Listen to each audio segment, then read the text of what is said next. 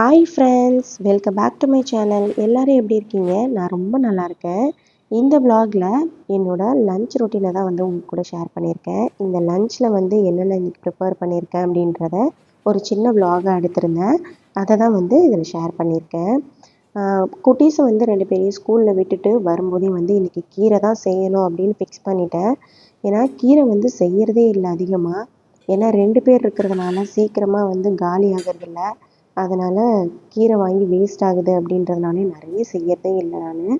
அதனால் இன்றைக்கி பசங்களை ஸ்கூலில் விட்டுட்டு வரும்போதே கீரை வந்து வாங்கிட்டு வந்துட்டேன். பருப்பு போட்டு செய்யும்போது கீரை வந்து நிறைய வேஸ்ட் ஆகுதுன்றதுக்காக அரைக்கீரையாக வாங்கிக்கலாம் அப்படின்னு சொல்லிட்டு அரைக்கீரை வாங்கிட்டு வந்துட்டேன். இந்த அரைக்கீரையில் வந்து பருப்பு சேர்க்காம கொஞ்சமாக புளி சேர்த்து பண்ணுவாங்க. அந்த மாதிரி பண்ணும்போது ரொம்ப டேஸ்டியாக இருக்கும். அதனால் அரைக்கீரை கடையல் பண்ணிடலான்னு சொல்லிட்டு அதுதான் வாங்கிட்டு வந்திருந்தேன். ஃபஸ்ட்டு வேலையை வந்து கீரையை வந்து க்ளீன் பண்ணி எடுத்துடலான்னு சொல்லிட்டு கீரையை வந்து க்ளீன் பண்ணிகிட்டு இருந்தேன். பாப்பா வந்து பார்த்திங்கன்னா ஒரு 2 ஹவர்ஸ் தான் ஸ்கூலே. அவளுக்கு ப்ரீகேஜி தான் போயிட்டுருக்கா. அதனால் உடனே போய் கூப்பிடணும். அதனால் சீக்கிரமாக எல்லா வேலையும் முடிச்சிடணும். முடிச்சுட்டு லஞ்சை ஃபுல்லாக ப்ரிப்பேர் பண்ணி முடிச்சுட்டு தான் பாப்பாவை கூப்பிட போகணும். அதனால் வேக வேகமாக பண்ணிகிட்ருந்தேன். கீரையை வந்து ஒரு நைட்டுக்கு முன்னாடியே வாங்கி க்ளீன் பண்ணி வச்சுருந்தா நமக்கு கொஞ்சம் ஈஸியாக இருக்கும். அதனால் இனிமேல் வந்து ஒரு நைட்டுக்கு முன்னாடியே வாங்கி க்ளீன் பண்ணணும்னு நினச்சேன். பசங்க 2 பேரையும் ஸ்கூலில் விட்டுட்டு வர்றதுக்கே வந்து 10:30 ஆகிடும். அதுக்கப்புறம் மார்க்கெட் போயிட்டு காயெல்லாம் வாங்கிட்டு வந்தேன்னா அதில் ஒரு 1/2 அன் ஹவர் கண்டிப்பாக போயிடும். அதுக்குள்ளே மறுபடியும் வந்து பாப்பாவை கூப்பிட போகணுன்னா எனக்கு 12:00 போய் கூப்பிடணும். அதனால் 1/2 அன் ஹவர் மேக்ஸிமம் 40 மினிட்ஸ் தான் எனக்கு டைம் இருக்கும் சமைக்கிறதுக்கு, லஞ்ச் முடிக்கிறதுக்கே.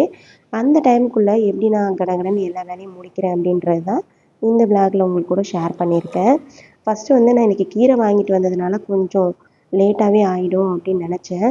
ஆனால் கொஞ்சம் ஃபாஸ்ட்டாக கீரையை வந்து க்ளீன் பண்ணி முடிச்சிட்டேன். ரொம்ப நேரம் வந்து கீரையை நின்றுட்டு க்ளீன் பண்ண முடியாதுன்னு சொல்லிட்டு கொஞ்சம் வெளியில் வந்து உட்காந்து க்ளீன் பண்ணலாம் அப்படின்னு சொல்லிட்டு வெளியில் எடுத்துகிட்டு வந்துட்டேன். வெளியில் எல்லாத்தையும் க்ளீன் பண்ணிவிட்டு அதுக்கப்புறம் போய் சமைக்கிறதுக்கு போனோன்னா நம்மளோட வேலை வந்து பாதியாக குறைஞ்சிரும். கீரை வந்து க்ளீன் பண்ணுறது வந்து கொஞ்சம் பெரிய வேலை தான். இந்த அரைக்கீரை பார்த்திங்கன்னா க்ளீன் பண்ணுறது கொஞ்சம் ஈஸி தான். இலையை மட்டும்தான் க்ளீன் பண்ணுவோம். தண்டு வந்து அதிகமாக சேர்க்க மாட்டோம். இந்த மாதிரி தான் க்ளீன் பண்ணுவோம்.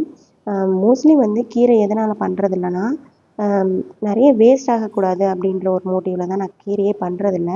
இதுக்கப்புறம் வந்து எப்படியாவது பொரியல் அந்த மாதிரி பண்ணால் வந்து கீரை வேஸ்ட் ஆகாது. அதனால் இனிமேல் வந்து பொரியல் ஏதாவது பண்ணி கீரையை கண்டிப்பாக வாரத்தில் 2 நாளாவது செய்யணும் அப்படின்ற மாதிரி யோசித்தேன். ஃபைனலாக கீரை எல்லாத்தையும் க்ளீன் பண்ணி முடிச்சுட்டு எங்கள் வீட்டுக்கு பேக் சைட்லேயே வந்து ஒரு இடம் இருக்கும். அந்த இடத்துல வந்து இந்த மாதிரி வேஸ்ட் ஆகிற கீரை, பழம், காய்கறி அது மாதிரி இருந்துச்சுன்னா அந்த சைடில் போட்டுருவேன். ஏன்னா மாடுங்க அந்த சைடில் வரும். மாடு வந்தால் சாப்பிட்டுட்டு போயிடும். அதனால் அந்த சைடில் போட்டுட்டு சமைக்கலாம்னு சொல்லிட்டு உள்ளே வந்துட்டேன். க்ளீன் பண்ண கீரையை வந்து நல்லா வாஷ் பண்ணிடணும். ஏன்னா கீரையில் வந்து நிறைய பூச்சி மருந்து அதெல்லாம் அடிப்பாங்க. அதனால் வந்து கீரையை நல்லா க்ளீன் பண்ணிடலான்னு சொல்லிட்டு அதையும் வாஷ் பண்ணிகிட்டு இருந்தேன்.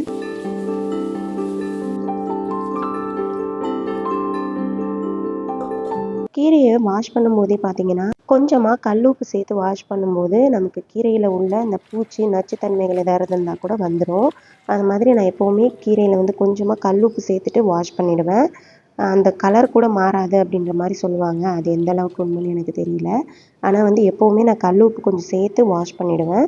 கீரை எல்லாத்தையும் வாஷ் பண்ணி முடிச்சுட்டு கீரை ப்ரிப்ரேஷனுக்கு என்னென்ன ரெடி பண்ணணுமோ அதை வந்து எல்லாத்தையும் எடுத்து வச்சுட்டேன். கீரை வந்து மோஸ்ட்லி எப்போவுமே நான் வந்து குக்கரில் வைக்க மாட்டேன்.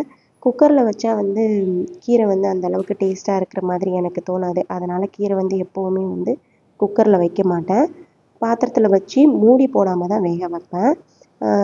எப்போவுமே அதே தான் ஃபாலோ பண்ணுவேன். பூண்டு வந்து நிறையவே கீரைக்கு சேர்க்கணும். பூண்டு ரேட்டை பார்த்தா அதிகமாக சேர்க்கவே முடியாது போல இருக்குது. அந்த அளவுக்கு பூண்டு ரேட்டு விற்குது.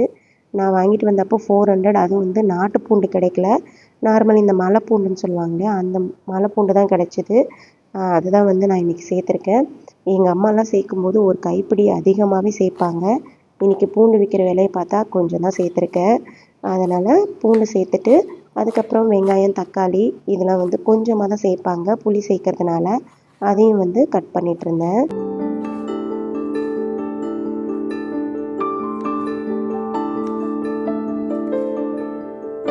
நம்ம கிச்சன் வந்து எப்போவுமே க்ளீனாக இருக்கணும்னா எப்போவுமே நம்ம காய்கறி இதெல்லாம் க்ளீன் பண்ணும்போது உடனே அந்த வேஸ்ட் எல்லாத்தையுமே பேஸ்கெட்டில் போட்டுருவேன். ஏன்னா அது அப்படி அப்படியே வச்சுருந்தா அதில் உள்ள ஸ்மெல் வரும். அப்புறம் வந்து அந்த இடமே நாஸ்தி ஆகிடும். அதனால் வந்து எப்போவுமே உடனே க்ளீன் பண்ணிவிடுவேன். இந்த ஸ்பாஞ்ச் வைப்பர் வச்சு எப்போவுமே தொடச்சி க்ளீன் பண்ணி எடுத்துருவேன். அதுக்கப்புறம் கீரையை வந்து ரெடி பண்ணிடலான்னு சொல்லிட்டு அதை தான் ரெடி பண்ணிகிட்டு இருந்தேன். கீரைக்கு வந்து பார்த்திங்கன்னா கொஞ்சமாக புளி சேர்க்கணும். ஒரு நெல்லிக்காய் சைஸ் புளி சேர்த்துட்டு தக்காளி, வெங்காயம், ஒரு கைப்பிடி அளவு பூண்டு, கொஞ்சமாக ஜீரகம், மஞ்சத்தூள் போட்டு வேக வைக்கணும். எல்லாமே ரெடி பண்ணிவிட்டு கடைசியாக வந்து பச்சை மிளகாய் போட மறந்துட்டேன். சரின்னு சொல்லிட்டு பச்சை மிளகாய், ஒரு சில பேர் காஞ்ச மிளகாய் போட்டும் செய்வாங்க. நான் வந்து பச்சை மிளகாய் தான் போடுவேன். பச்சை மிளகாவும் ஒரு 2 பெரிய சைஸ் அளவு பச்சை மிளகாய் நம்ம காரத்துக்கு தகுந்த மாதிரி சேர்த்துக்கலாம். இது வந்து சைஸ் பெருசாக இருந்தாலே கொஞ்சம் வந்து காரம் கம்மியாக தான் இருக்கும். அதனால் ஒரு 2 பச்சை மிளகாவை சேர்த்துருக்கேன். சின்ன பச்சை மிளகாவாக வாங்கினீங்கன்னா நல்லா காரமாக இருக்கும். பச்சை மிளகாவும் சேர்த்துட்டு நல்லா மிக்ஸ் பண்ணி விட்டுட்டேன் ஓரளவு. கொஞ்சமாக வேகிற டைமில் வந்து கீரை நல்லா சுருங்கி வந்துடும். அதுக்கப்புறம் நல்லா மிக்ஸ் பண்ணி விட்டுக்கலாம். கீரை வந்து நல்லா சுருங்கி வந்ததுக்கப்புறமா நம்ம வந்து சட்டியில் போட்டு நல்லா கடைஞ்சி எடுத்துடலாம். இப்போ பாருங்கள், இந்த அளவுக்கு கலர் சேஞ்ச் ஆனதுக்கப்புறமா தான் உப்பு சேர்க்கணும். முன்னாடியே வந்து உப்பு சேர்க்கக்கூடாது கீரைக்கு. கீரைக்கு வந்து எப்போவுமே ஜாஸ்தியான உப்பு சேர்க்கக்கூடாது, கம்மியாக தான் உப்பு சேர்க்கணும். கீரை வந்து நல்லா வெந்துருச்சு. இது கூடவே நான் பீட்ரூட் பொரியல் பண்ணிடலான்னு சொல்லிட்டு சைட் பை சைட் பீட்ரூட்டையும் வந்து கட் பண்ணி வச்சிடலாம் அப்படின்னு சொல்லிட்டு கட் பண்ணிகிட்ருந்தேன். கீரை வந்து எப்போவுமே நம்ம சட்டியில் சேர்த்து கடையும் போது நல்லா சூடாக இருக்கும் போதே கடையணும். அப்போ தான் வந்து நமக்கு சீக்கிரமாக வந்து நல்லா மஞ்சு வரும். அதனால் வந்து நான் சீக்கிரமாக கடைஞ்சி எடுத்துடலான்னு சொல்லிட்டு சட்டி எடுத்துகிட்டு வந்துட்டேன். இந்த மாதிரி கீரை கடையிற சட்டி வந்து கிடைக்குது. வாங்கி இந்த மாதிரி யூஸ் பண்ணுங்கள். சட்டியில் கடையும் போது டேஸ்ட்டு சூப்பராக இருக்கும்.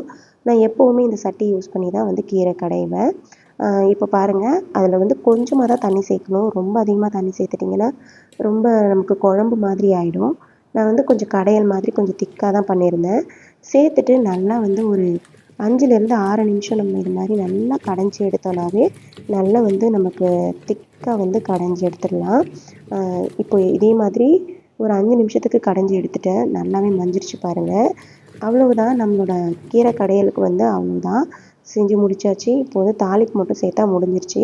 அதுக்கப்புறம் பீட்ரூட் பொரியல் மட்டும் எப்போவுமே பண்ணுற மாதிரி ஈஸியாகவே பண்ணி முடிச்சிடலாம். அது ஒரு 5லேருந்து 10 நிமிஷமே அதிகம்தான். கீரை வந்து கடைஞ்சி எடுத்து ஒரு பாத்திரத்தில் மாற்றி வச்சுட்டேன். இதுக்கு தாளிப்பு வந்து எப்போவுமே நம்ம தாளிக்கிற மாதிரி காஞ்ச மிளகாய், கொஞ்சம் கடுகு, உளுந்து சேர்த்து தாளிச்சிக்கலாம். கொஞ்சமாக பெருங்காயம் சேர்த்துக்கணும். சேர்த்துட்டு நல்லா கீரையை வந்து மிக்ஸ் பண்ணிவிட்டு வச்சுட்டேன். அதுக்கப்புறமா பீட்ரூட் வந்து க்ளீன் பண்ணிடலான்னு சொல்லிட்டு அதையும் பீல் பண்ணி குட்டி குட்டியாக கட் பண்ணிட்டேன்.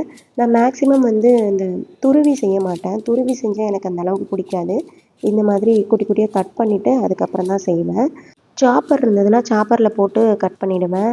1, 2 அப்படி இருந்துச்சுன்னா கையாலே வந்து கட் பண்ணிவிடுவேன். சாப்பரில் போட்டால் இன்னுமே நமக்கு கொஞ்சம் டக்குன்னு வேலை முடிஞ்சிடும்.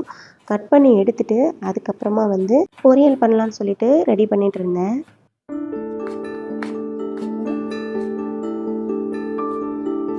பொரியலுக்கு கடுகு, கடலைப்பருப்பு போட்டு தாளிச்சிட்டு கொஞ்சமாக ஆனியனும் பச்சை மிளகாய் போட்டு வதக்கிட்டு பீட்ரூட்டை சேர்த்து நல்லா வதங்கினதுக்கப்புறமா இதுக்கு தண்ணியை நான் சேர்க்க மாட்டேன்.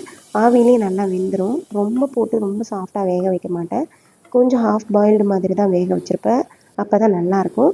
ஃபைனலாக அந்த தேங்காய் பூ போட்டு தேவையான அளவு சால்ட்டு சேர்த்துட்டு நல்லா கலந்து விட்டால் சூப்பராக நம்மளோட பொரியலும் ரெடி ஆகிடும். இது வந்து என்னோடய ஸ்டைல். நான் எப்போவுமே இந்த மாதிரி தான் பண்ணுவேன். இன்றைக்கி வந்து லஞ்ச் ப்ரிப்பரேஷன் வந்து இதோடு முடிஞ்சுது. ஒரு 20 to 35 மினிட்ஸ்லேயே வந்து எல்லா வேலையுமே முடிச்சிட்டேன். இந்த விலாக் வந்து கண்டிப்பாக உங்களுக்கு பிடிக்கும்னு நினைக்கிறேன். பிடிச்சிருந்தா லைக் பண்ணிவிட்டு நம்ம சேனலை சப்ஸ்கிரைப் பண்ணிக்கோங்க. நெக்ஸ்ட்டு இன்னொரு விலாகில் மீட் பண்ணலாம். அது வரைக்கும் தேங்க்யூ, பாய்.